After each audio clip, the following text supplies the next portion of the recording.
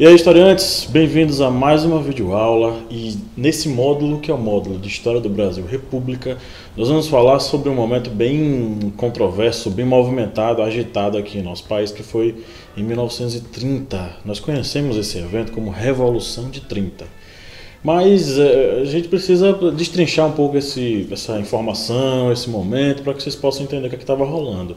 Inclusive porque essa Revolução de 30, apesar de ter lá Revolução de 30, ela tem motivos que nos levam a precisar compreender a história antes da década de 30, antes de 1930 especificamente.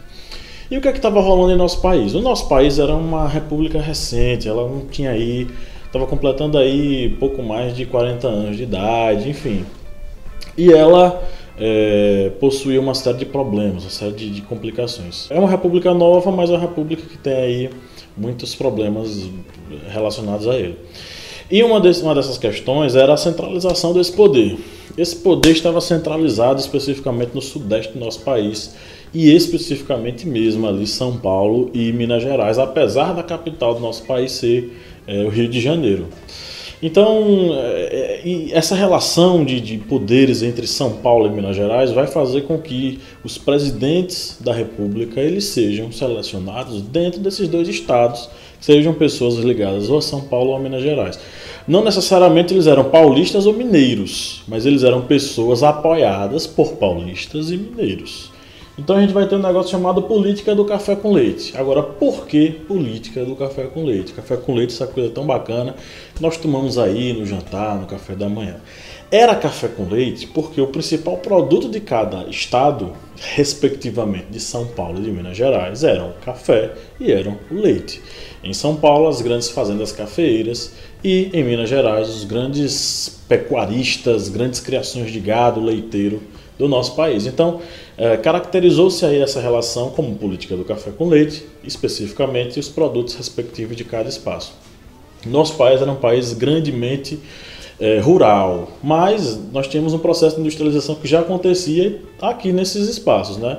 Era um processo lento, devagar, era bem centralizado mesmo, e isso fazia com que o nosso país não chegasse a um próximo processo de desenvolvimento, a gente ficasse meio que estagnado entre a agricultura e a pecuária.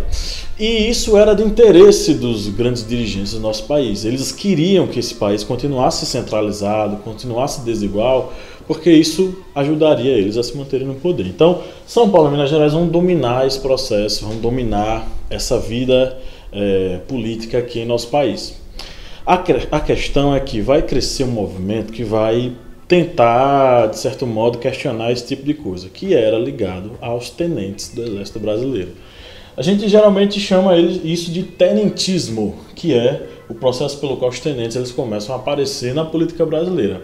Por exemplo, nós vamos ter um negócio chamado Coluna Prestes, que foi idealizada por vários tenentes que queriam libertar o país, fazer com que as populações menos favorecidas fossem atendidas. Esses tenentes, sob a liderança de um cara chamado Luiz Carlos Prestes, eles tomaram aí o interior do nosso país, passando em cidade em cidade, tentando mobilizar as pessoas. É claro que muitas pessoas, né, já avisadas, ou, enfim, que eram massa de manobra do governo, na verdade, eles recebiam informação de que esses caras eles eram assaltantes, terroristas, bandidos, enfim. Isso fez com que a Coluna Prestes recebesse uma fama ao longo de sua história toda que ela era, no caso, um grupo de bandidos apenas. Mas a ideia do Luiz Carlos Prestes, que foi conhecido na época como Cavaleiro da Esperança, era libertar a população e fazer com que essa política que existia até então ela fosse deixada de lado. Os 18 do Forte de Copacabana, que foi uma insurgência desses tenentes lá no Forte de Copacabana em relação à dominação da época, inclusive saíram pessoas mortas aqui desse confronto, e especificamente militares tenentes lá, gaúchos. Enfim, esses gaúchos que sempre foram aí meio que incontentes com a história brasileira, vide aí a Revolta Farroupilha, eles meio que queriam tomar a par das questões governamentais, mas não tinham muita vez. E eles estavam aí meio que mobilizados em relação o posicionamento contrário a essa política que estava sendo praticada até então. Então o que aconteceu? Teve um fato que agravou essa situação, que foi o seguinte fato, foi a eleição de 1930 para presidente. Nessa eleição de 1930, quem eram os dois principais candidatos? O candidato direcionado por São Paulo, que era Júlio Prestes, e o candidato indicado por Minas Gerais, que era Getúlio Vargas. Tem um porém aí. Na eleição, quem era o presidente até então era Washington Luiz, ele era representante do Partido Paulista. O que era o normal, o certo, era que um político mineiro fosse indicado para assumir o poder. Só que o Partido Paulista não quis fazer isso e indicou um paulista também, que era Júlio Prestes. Aí Minas Gerais chegou lá e disse, vamos tentar organizar as coisas, vamos colocar um cara que nem é seu, nem é meu, nem é paulista, nem é mineiro, colocar um gaúcho. Os paulistas não acharam interessante e mantiveram Júlio Prestes como candidato. O que aconteceu foi que Júlio Prestes ganhou de forma esmagadora e o Getúlio Vargas foi derrotado. Os políticos mineiros, em paralelo, juntamente com gaúchos e paraibanos, eles se posicionaram contra essa eleição, denunciando fraude em relação ao voto. Lembre que nessa época tinha um negócio chamado voto de cabresto. E o que era o voto de cabresto? O voto na época ele era aberto e muitas pessoas, especificamente do interior, votavam de acordo com o coronel da região. Nessa época esse coronelismo ele era muito forte, e ele guiava mais ou menos a vida das pessoas. Então o coronel, geralmente onde o coronel fulano estava, todo mundo votava de acordo com o coronel fulano, porque ele exercia essa pressão, essa força em cima do eleitorado. Hoje em dia isso é uma coisa que é ilegal, mas continua sendo praticado por debaixo dos panos. Nessa época ele era praticado claramente para todo mundo ver. Então o coronel ele exercia essa força em cima das pessoas.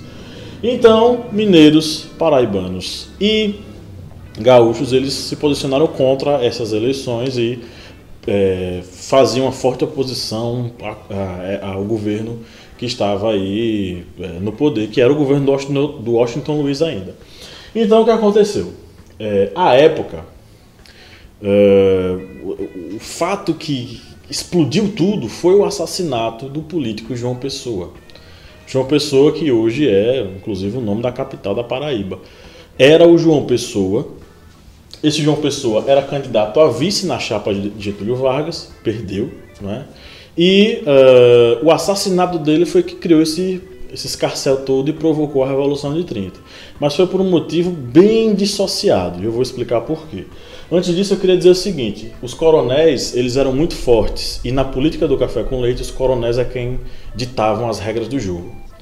Os candidatos que não tinham essa conexão com os coronéis, eles meio que ficavam escanteados.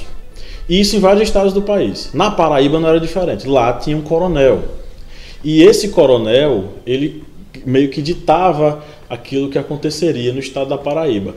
Acontece que ele pegou um político que batia de frente com ele, que era o João Pessoa. O João Pessoa ele fazia parte de uma gama de políticos que tinham ideias que até então eram novas aqui no Brasil, que eram ideias liberais. Essas ideias liberais, elas pensavam no livre comércio, na livre concorrência, na dissociação, a diminuição dos poderes locais de coronéis e o crescimento do poder público, enfim. E esse coronel do interior, esses coronéis do interior, na verdade, na Paraíba, eles se posicionaram contra o João Pessoa. João Pessoa ganhou vários inimigos nesse processo, inclusive um inimigo que foi um cara chamado João Dantas. João Dantas ele era jornalista e ele publicava uma série de matérias contrárias ao João Pessoa. Em contraponto, e aí não vamos pensar que tem algum santinho nessa história, João Pessoa perseguia ele, então era uma briga de igual para igual, era um perseguindo do lado, o outro acusando o outro e por aí vai. Então eles criaram esse racha.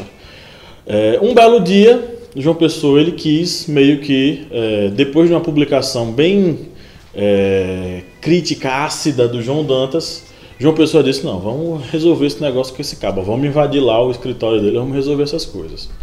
Invadiram o escritório e encontraram, dentro do escritório, cartas que ele trocava com uma moça chamada Anaíde Beiriz, que era uma espécie de intelectual paraibana da época.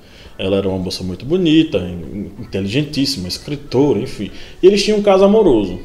Um caso amoroso é um namoro. Eles não eram casados e tal, eles namoravam. Só que naquela época, naquela sociedade, namorar sem que ninguém soubesse e nem tivesse consentimento da família e mandando cartas, inclusive cartas que eram um tanto picantes, era um escândalo na época.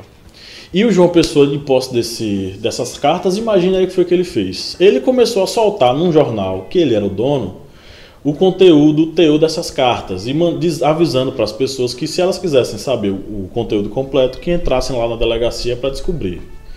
Imagina a pressão psicológica que isso causou, tanto na moça, na Laide Beris, quanto no jornalista João Dantas. O João Dantas teve que fugir, né, teve que cair fora da Paraíba, porque não dava mais para ele conviver com João Pessoa. Um belo dia, João Pessoa foi para Recife, sabendo que o João Dantas morava em Recife. E foi meio que fazendo uma espécie de provocação ao João Dantas. Olha, eu estou aqui, estou passeando, e divulgou tudo isso nos jornais e foi na Confeitaria da Glória para encontrar alguns de seus contatos políticos, enfim, trocar uma ideia e aparecer.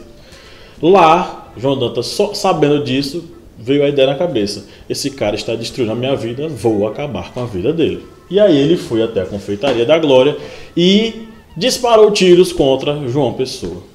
Note, não tem nada a ver com a política especificamente, tem a ver com um caso amoroso, com a perseguição pessoal do João Pessoa em relação a um cara. Mas, espertamente, os políticos da chamada Aliança Liberal, que eram mineiros, gaúchos e paraibanos, se apropriaram desse assassinato, se apropriaram do João Pessoa e colocaram esse assassinato como se fosse um assassinato político. Divulgaram isso de uma forma maciça em vários jornais e a opinião pública acatou a ideia. Com essa coisa na mente, organizados todos os tenentes, aconteceu o golpe.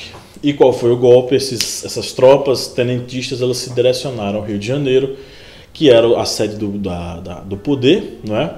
E foram direto ao Palácio Presidencial e cercaram Washington Luiz, avisando o seguinte: ou renuncia ou vai preso. E aí o que aconteceu foi que Washington Luiz foi destituído do poder e no lugar dele veio um dos caras que não era bem o cabeça, mas ele foi candidato a presidente e ele aparecia como um grande líder naquela época, que era o Getúlio Vargas. Então Vargas chega ao poder em 1930, logo após todo esse processo ter acontecido.